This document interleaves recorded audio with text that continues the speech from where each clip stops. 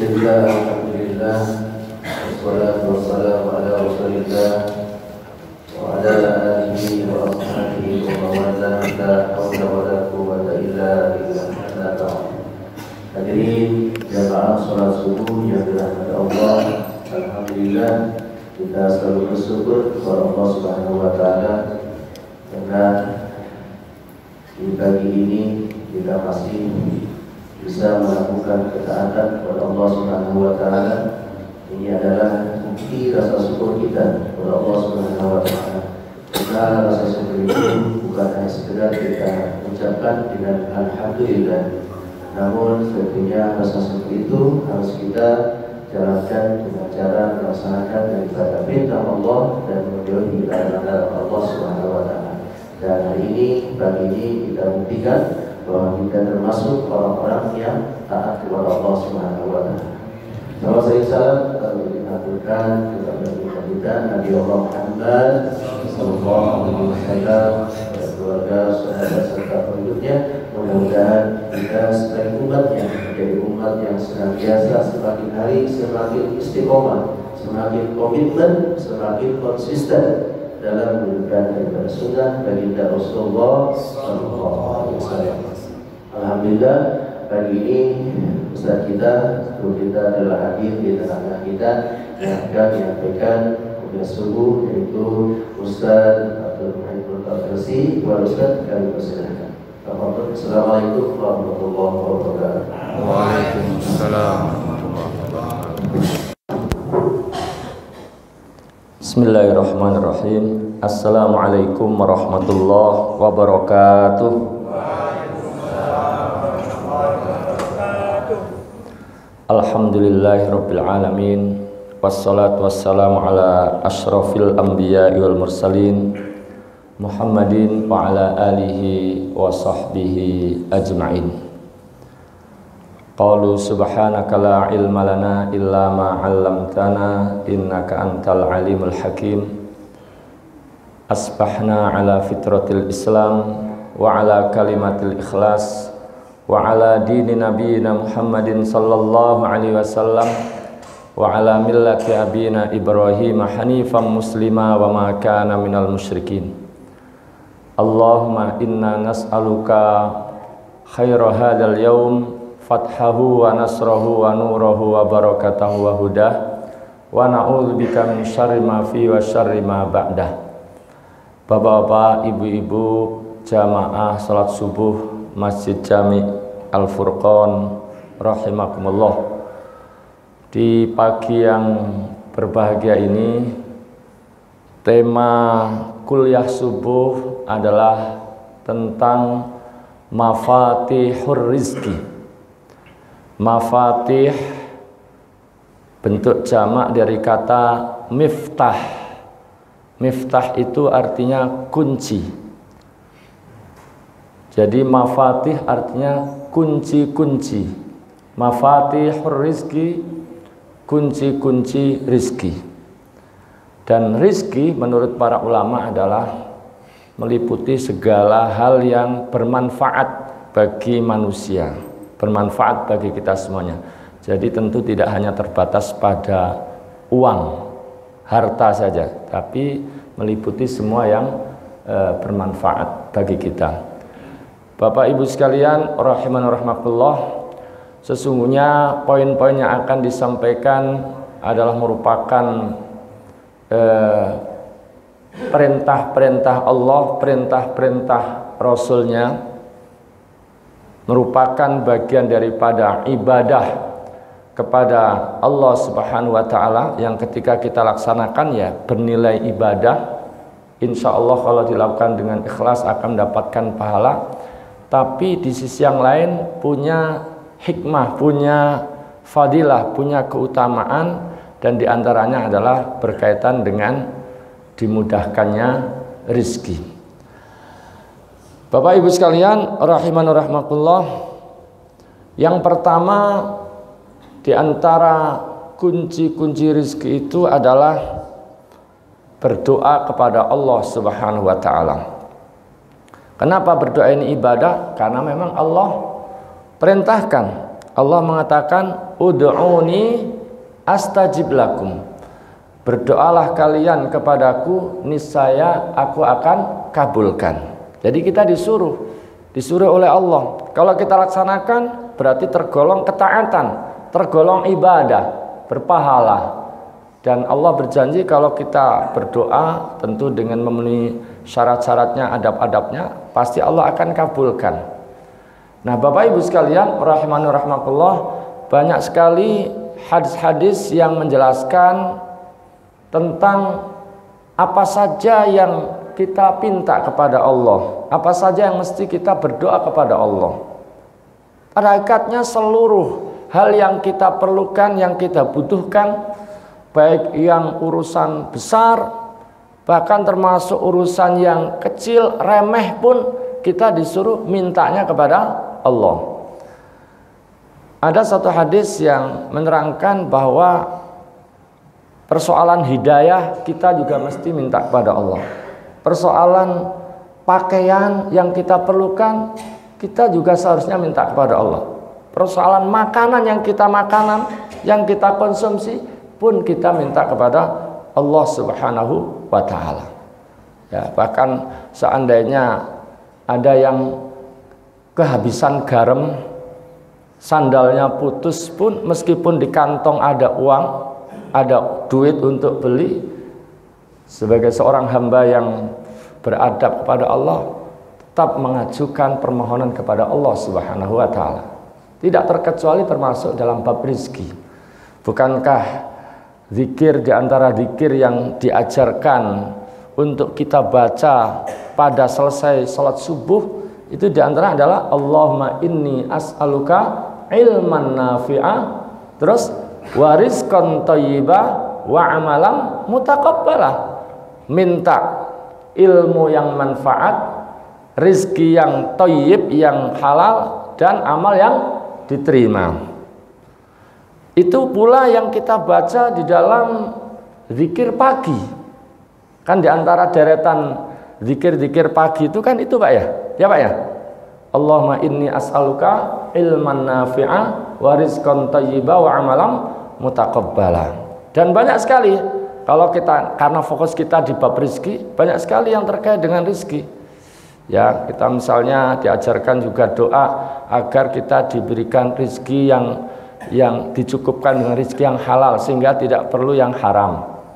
Misalnya Allahumma kfini bihalalika an haramik wa aghnini bifadlika amman siwak.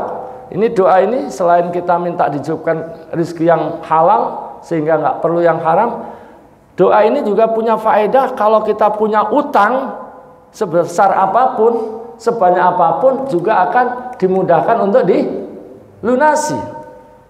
Udah hafal belum Pak yang doa ini tadi? Allahumma kfini bihalalika an haramik wa aghnini bifadlika amman siwak. Nah, Bapak Ibu sekalian, rahimakumullah, termasuk ada juga doa yang mestinya kita juga amalkan ya. Doa agar justru pada saat kita mungkin sudah pensiun, sudah sepuh, sudah tua, yang kadang-kadang itu kemudian kita berpikir nanti bagaimana ya kalau anak saya perhatian dan seterusnya, kan kadang-kadang begitu Pak ya. Nah, ada doa yang diajarkan agar justru kita dilapangkan rezeki saat usia senja. Nah, doanya bunyinya begini, Allahumma ja'al awsa'a rizkika alayya inda kibari sinni wa inqita'i umri. Ya Allah, jadikanlah ya justru paling luasnya rizkimu kepadaku itu adalah pada saat usiaku senja, pada saat usiaku tua, dan pada saat terputusnya umurku. Udah hafal belum Pak, Bu? Halo? Ini masih ngantuk kali ya. Coba saya baca, bisa Bapak Ibu sekalian ikuti sambil mengusir rasa kantuk ya. Allahumma ja'al awsa'a rizkika alayya inda kibari sinni wa inqita'i umri. Nah itu tadi artinya kurang lebih, ya Allah jadikanlah rizkimu yang paling luas kepadaku itu adalah pada saat usiaku tua, pada saat usiaku senja. Kalau masih bekerja, masih berkegiatan, mungkin orang merasa ya masih kegiatan biasanya ada rizki gitu ya. Tapi kalau sudah sepuh bagaimana? Nah ini justru kita minta pada Allah. Bagaimana nanti realisasinya terserah Allah. Kita nggak usah mikirin bagaimananya, kita berdoa. Kewajiban kita berdoa, kewajiban Allah mengijabahnya. Bapak Ibu sekalian, rahimani rahimakumullah. Jadi di antara kunci-kunci rezeki itu adalah doa. Ya. Yang kedua adalah dengan memperbanyak istighfar. Istighfar itu adalah permohonan ampunan kepada Allah. Dan tentu faedahnya yang paling utama tentu kita agar diampuni oleh Allah. Itu tidak disangsikan lagi. Ya. Tapi di samping itu juga punya faedah-faedah yang lainnya yang ada kaitannya dengan rizki, yang ada kaitannya dengan bahkan kalau ada yang misalnya belum punya keturunan, mudah-mudahan dengan banyak istighfar juga diberikan keturunan. Silakan nanti dibuka di dalam surah Nuh. Surat apa Pak? Bu? Nuh. Ayatnya ayat 10 sampai 12. Allah Subhanahu wa taala berfirman, a'udzubillahi minasyaitonir rajim. Faqultu astaghfiru rabbakum innahu kana ghaffara. Yursilis samaa'a 'alaikum midrara wa yumdidkum bi amwali wa banin wa yaj'al lakum jannati wa yaj'al lakum anhara. Istighfarlah kalian kepada Allah, ya. Sesungguhnya Allah Maha Pengampun. Sesungguhnya Rabb kalian Maha Pengampun. Allah akan menurunkan hujan kepada kalian, hujan yang lebat, yang cukup.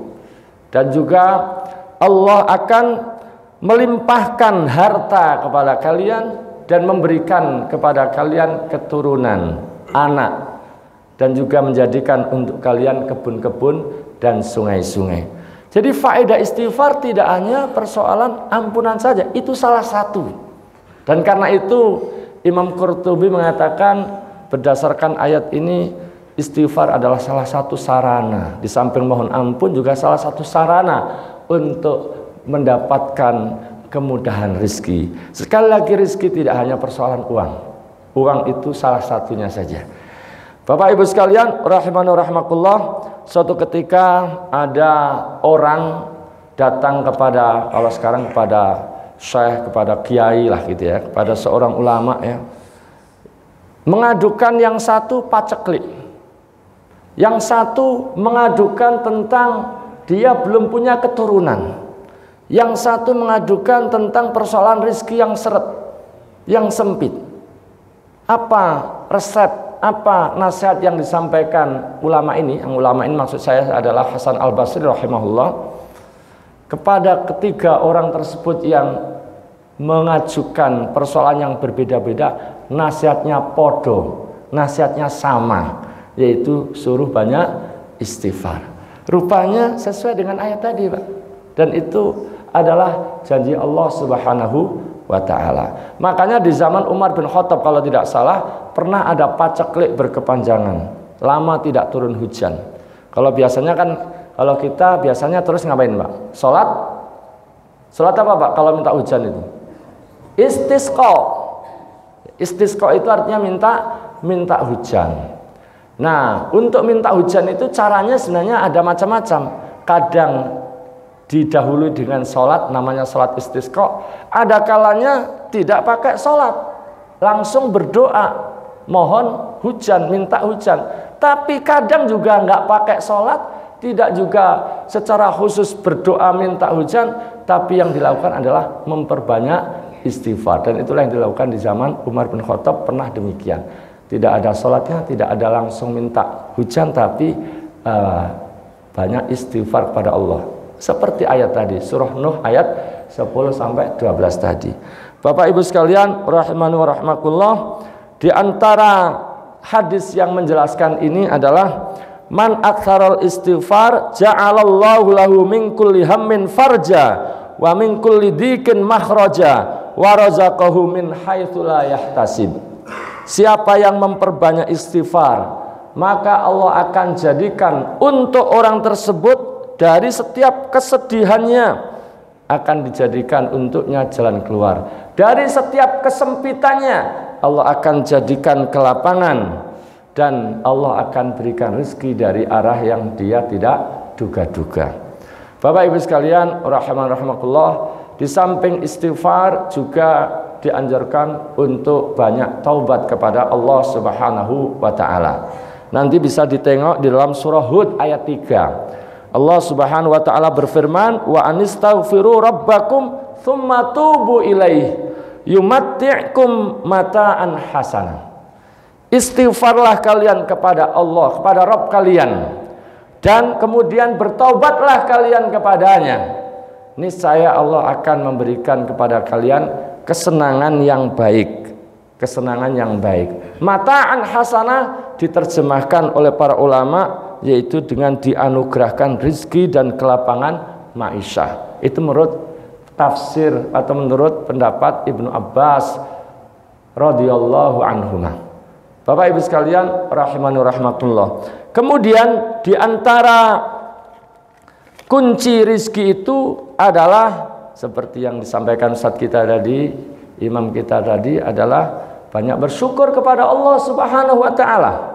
Syukur tentu tidak hanya dengan lisan, karena rukun syukur itu paling tidak ada 3. Lisan mengucapkan alhamdulillah, pujian kepada Allah. Hati mengakui bahwa karunia, nikmat, termasuk kita bisa ibadah, bisa mengerjakan apa saja yang kita ingin kerjakan, itu adalah atas nikmat dari Allah, bukan karena ini, bukan dari, tapi karena karunia dari Allah Subhanahu, datangnya dari Allah. Dan yang ketiga adalah memanfaatkan nikmat yang Allah berikan itu untuk taat. Jadi unsurnya ini harus terpenuhi. Kalau orang bilang bersyukur, ucapan alhamdulillah, tapi nikmatnya digunakan untuk maksiat, sesungguhnya rukun syukur itu tidak terpenuhi. Ya. Dan salah satu faedahnya, kalau kita bersyukur tentu itu bagian daripada ibadah, berpahala besar. Ya. Dan diantara faedah daripada bersyukur itu sebagaimana ayat yang sangat sering kita dengar, la in syakartum la azidannakum. Sungguh jika kalian bersyukur, pasti aku akan tambah. Tambah apanya? Bisa tambah jumlahnya, tambah berkahnya. Bahkan bukan hanya sekedar ditambah. Kata Fudail bin Iyad, seandainya orang itu terus bersyukur, bahkan nikmat yang bisa jadi sudah hilang dari kita, bisa jadi akan dikembalikan oleh Allah Subhanahu wa taala. Maka senantiasa dalam setiap kesempatan selalu bersyukur, memuji Allah Subhanahu wa taala. Bapak Ibu sekalian rahimani rahmatullah, di antara kunci-kunci rezeki itu adalah ikhtiar dan tawakal kepada Allah Subhanahu wa taala. Rasulullah sallallahu alaihi wasallam pernah bersabda begini, "Lau annakum kuntum tatawakkaluna 'alallahi haqqa tawakkuli, la ruziktum kama yurzaqut thair, taghdu himasan wa taruhu bitana." Sungguh jika kalian benar-benar bertawakal kepada Allah dengan sebenar-benarnya tawakal, pasti kalian akan diberikan rizki sebagaimana burung diberikan rizki oleh Allah. Bagaimana burung sebagai contoh model dalam kaitan dengan ini? Ya, Rasulullah mengatakan burung itu pagi hari dalam kondisi perut kosong, dia keluar, dia terbang, dia mencari karunia Allah di antara langit dan bumi ini, dan kemudian pulang sore hari dalam kondisi perut kenyang. Jadi burung dalam tawakal dia tidak pasrah, tidak pasif. Jamaah sekalian rahimani wa rahmatullah. Jadi sebagai manusia kita ditanamkan keyakinan bahwa segala hal sudah ditetapkan oleh Allah, termasuk persoalan rezeki. Tapi sebagai hamba, sebagai manusia, kita diperintahkan untuk berikhtiar. Berikhtiar sesuai dengan batas maksimal kemampuan kita. Tapi hati kita kemudian kita gantungkan kepada Allah Subhanahu wa taala. Kalau itu yang terjadi, maka dijamin sebagaimana dalam hadis tadi. Imam Ahmad rahimahullah pernah ditanya tentang ada orang yang pasrah. Alasan tawakal, alasan pasrah, dia pasif, dia tidak mau berikhtiar, dia nunggu rezeki datang dengan sendirinya. Terus ditanyakan pada Imam Ahmad, kurang lebih jawabannya adalah berarti orang itu tidak ngerti ilmu, tidak paham dia. Para sahabat adalah contoh terbaik setelah Nabi, setelah Rasulullah, contoh termasuk dalam tawakal. Tapi apakah mereka pasrah, diam saja? Tidak. Tapi mereka bekerja di pasar, berbisnis dan terusnya, kemudian juga bekerja di sawah ladangnya, bercocok tanam dan seterusnya. Kemudian rezeki diserahkan kepada Allah Subhanahu wa taala. Agama kita mengajarkan kalau kita sakit kita disuruh berobat. Tapi kita juga meyakini Asy-Syafi adalah Allah. Kita dalam hal rezeki kita disuruh berikhtiar, tapi kita juga meyakini bahwa sang pemberi rezeki adalah Allah Subhanahu wa taala. Pernah suatu ketika jamaah sekalian, ada orang datang pada Rasulullah membawa unta, terus untanya dilepas. Saya pasrah, kata dia. Saya lepas unta saya pasrah. Apa kata Rasulullah? Ikat dulu, baru kemudian tawakal kepada Allah Subhanahu wa taala. Jamaah sekalian rahimahullah, jadi dua ini tidak boleh dipisahkan ya. Ikhtiar sebagai manusia kita berusaha, tapi kemudian hati kita pasrahkan, kita bertawakal kepada Allah Subhanahu wa taala. Bapak Ibu sekalian rahimani wa rahmakumullah, di antara juga kata para ulama, kunci-kunci rezeki itu adalah beriman dan bertakwa. Saya kira ayatnya sudah sering dibaca ya. Ya sekedar mengingatkan saja, walau anna ahlal qura amanu wattaqau la fatahna alaihim barakatim minas sama'i wal ard. Sekiranya penduduk suatu negeri itu beriman dan bertakwa, pasti kami akan buka keberkahan dari langit maupun dari bumi ya untuk mereka. Dilimpahkan keberkahan untuk mereka, yaitu dari langit dan dari bumi. Bapak Ibu sekalian rahimani wa rahmakumullah, di antara mafatihur rizki, kunci-kunci rizki itu kata para ulama adalah rajin ibadah, sungguh-sungguh dalam ibadah dan istiqomah. Nah, sebagaimana tadi juga disampaikan oleh ustadz kita, imam kita. Bapak Ibu sekalian rahimani wa rahmakumullah, di dalam satu hadis qudsi Allah Subhanahu wa taala pernah berfirman begini, ya bna Adam, wahai bani Adam, tafarraq li ibadati amla qalbaka ghinan wa amla yadaika rizqa. Wahai bani Adam, bersungguh-sungguhlah kalian beribadah kepadaku, niscaya aku akan penuhi hatimu dengan ghinan, dengan kekayaan, dengan merasa cukup, dan kemudian wa amla yadaika rizqa, dan aku akan penuhi hatimu dengan rezeki. Wala yabna Adam wala tubaidni, wahai bani Adam, jangan sekali-kali kalian menjauh dariku. Fa amla qalbaka faqran, pasti hatimu aku akan penuhi dengan kefakiran, enggak pernah puas. Dan kemudian wa amla yadaika sughla, dan aku akan penuhi kedua tanganmu dengan kesibukan. Nah, ini dijadikan dalil tentang bahwa ketika beribadah itu kita juga harus sungguh-sungguh maksimal, dan kemudian hikmahnya adalah diantaranya tadi.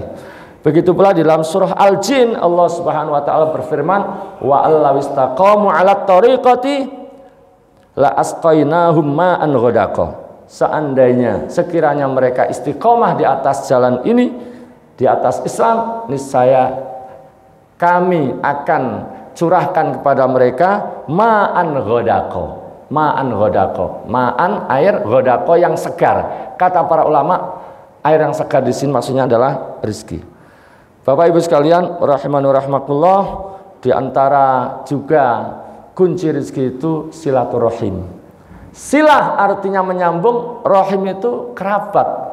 Kerabat ya, ini makna umumnya demikian. Kerabat baik yang dekat maupun yang jauh, baik yang haram dinikahi atau yang boleh dinikahi ya. Baik yang ada hubungan saling mewarisi atau tidak, yang dekat atau jauh kerabat kita, maka kita wajib menyambung. Dan yang disebut silaturahim itu yang sesungguhnya adalah kalau dia memutus, kita sambung. Kalau dia menjauh, kita mendekat. Kalau dia cuek, kita guyup, kita ajak gabung.